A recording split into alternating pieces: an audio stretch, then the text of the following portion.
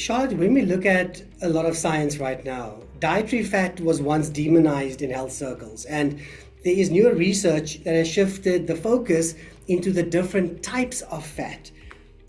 Can you give us a little bit more understanding on the role of the right types of fats and their relationship with cancer risk, and also the wrong types of fats and increasing one's cancer risk? Is that fact or is that fallacy?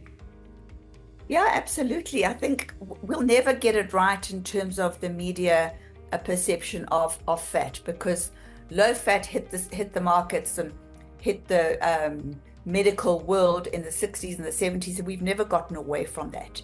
So everything deemed low fat is considered healthy. So let's unpack fat a little bit. What is fat? There are different types of fat. So I recently wrote an article saying fat versus fat. And it certainly wasn't a spelling mistake, because the different types of fat contribute so much to various forms of disease. For example, we've got your saturated fats, which we have in meat and cheese and dairy products and so on. And then we've got your unsaturated fats. So you've got polyunsaturated fats, where the molecules are very long and they break very easily. And we've got our monosaturated fats, where there's just one double bond, they're a little bit more stable, and those are normally considered the healthier fats. So those foods are things like your olives, olive oil, particularly extra virgin olive oil, avocados, some of the fats in raw seeds and nuts. So those are considered your healthier fats. Okay, let's just swing over to meat for now, because meat is often demonized.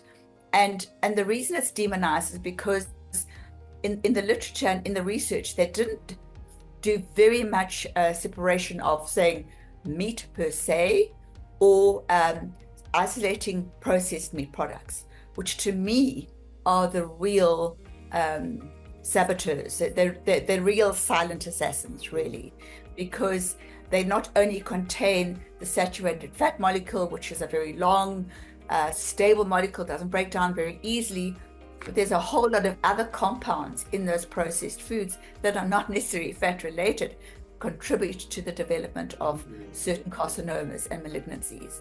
So that's what we need to really look at here. It's not just fat in total, and we need certain amounts of fat in our diet.